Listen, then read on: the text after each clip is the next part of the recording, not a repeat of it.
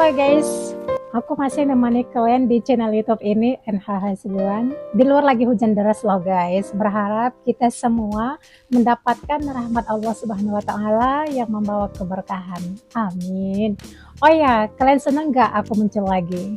Soalnya kemarin ada yang bertanya, Kak udah lama gak muncul, kemana aja?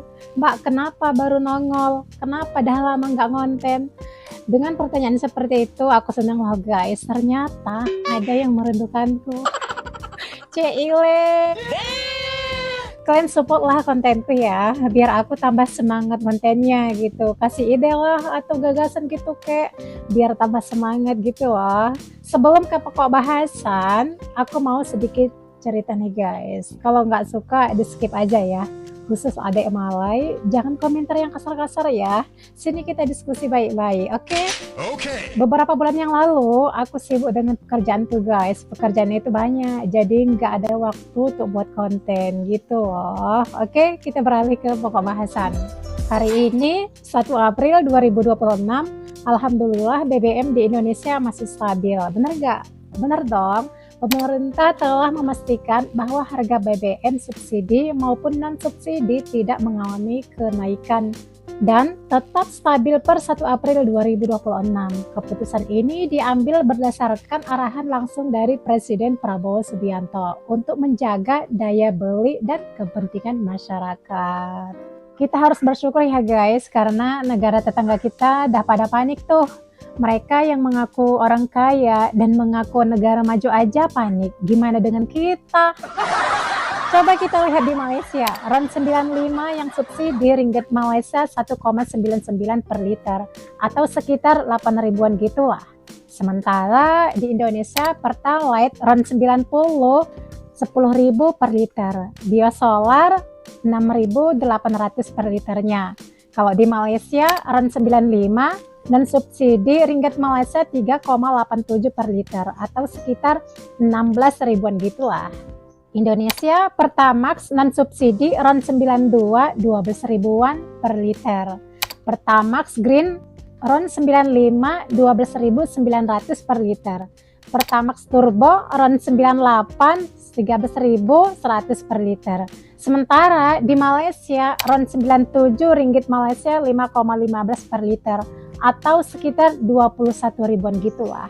Nggak terlalu beda ya guys sama Indonesia, beda-beda tipis lah. Kecil lah rasa mereka uang segitu ya nggak.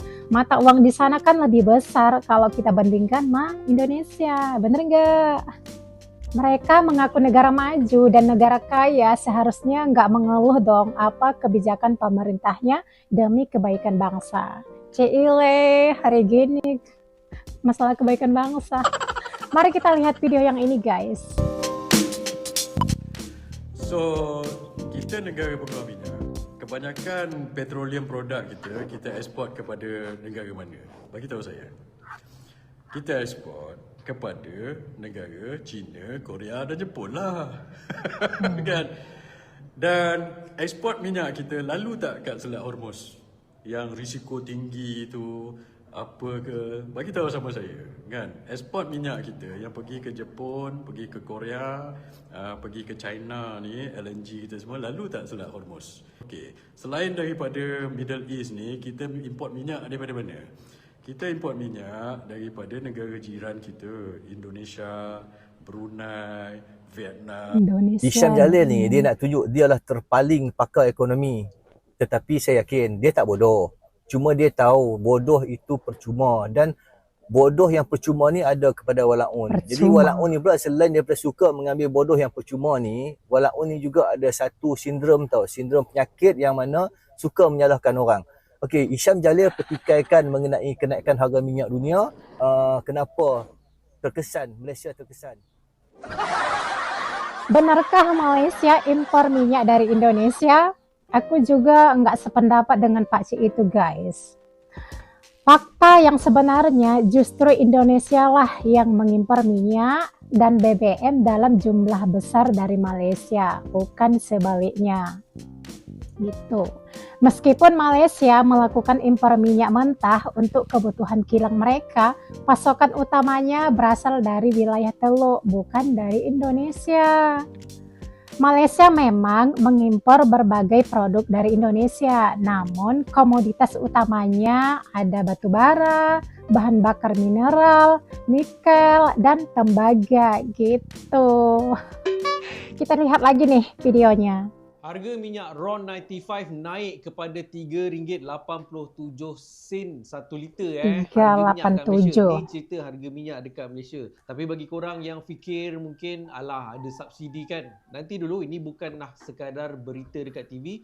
Benda ni dah mula ketuk pintu rumah orang dan dah mula gegarkan poket orang ramai lah kan, setelah konflik dekat Asia Barat tak settle lagi di antara perang US dengan Iran lah kan.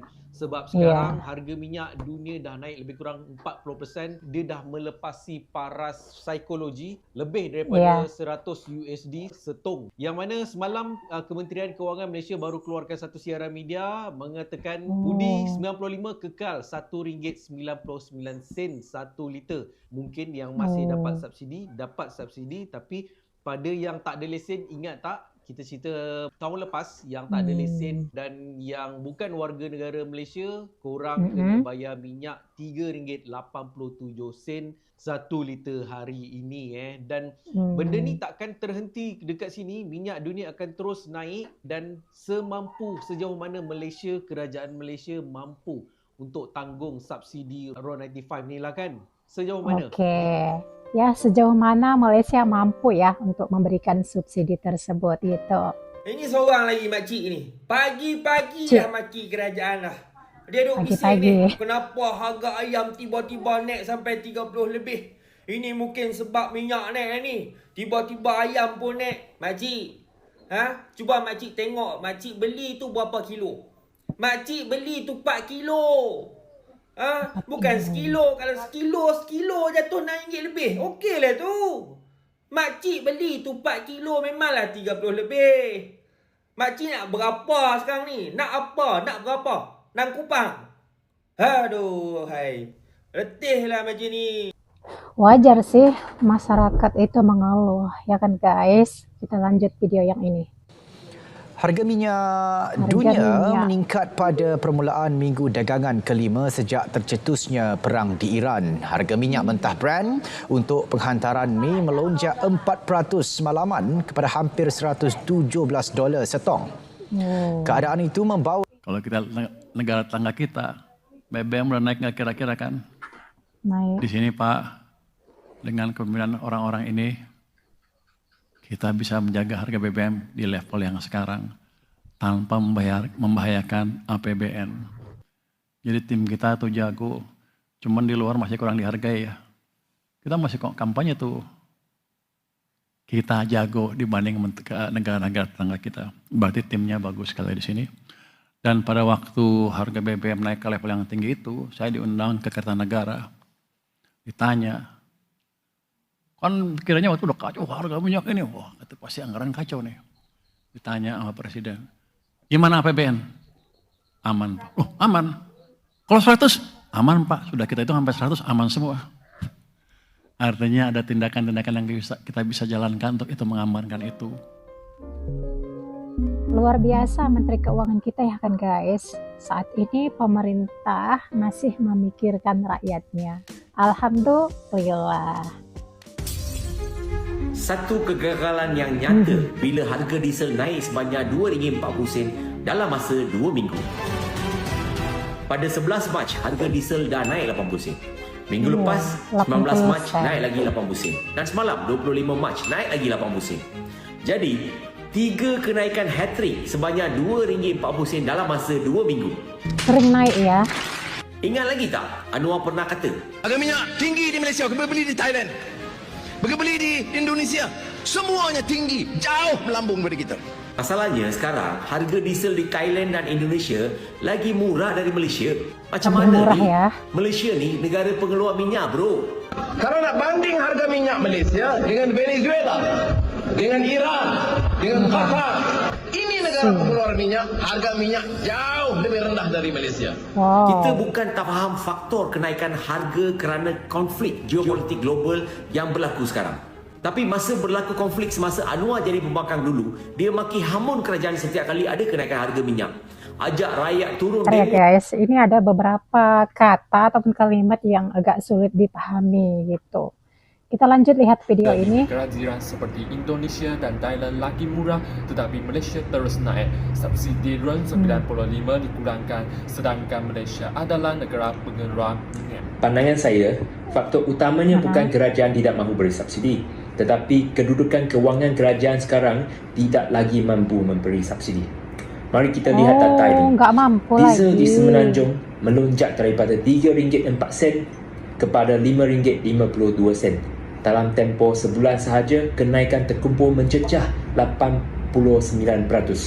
Malah kemarin, PMX pula telah mengumumkan kerajaan akan mengurangkan subsidi budi 95 daripada 300 liter kepada 200 liter sahaja mulai bulan April dengan alasan hanya 10% pengguna akan terjejas.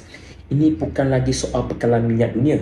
Ini soal masalah besar dalam... Oke, masih lebih baik harga di Indonesia ya. Intinya kita banyak-banyak bersyukur ya guys.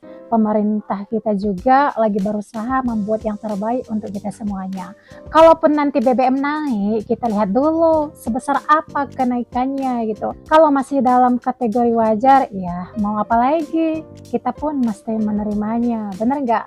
Aku doain kita semuanya selalu dalam keadaan sehat, kantong sehat, rezeki pun lancar. Amin.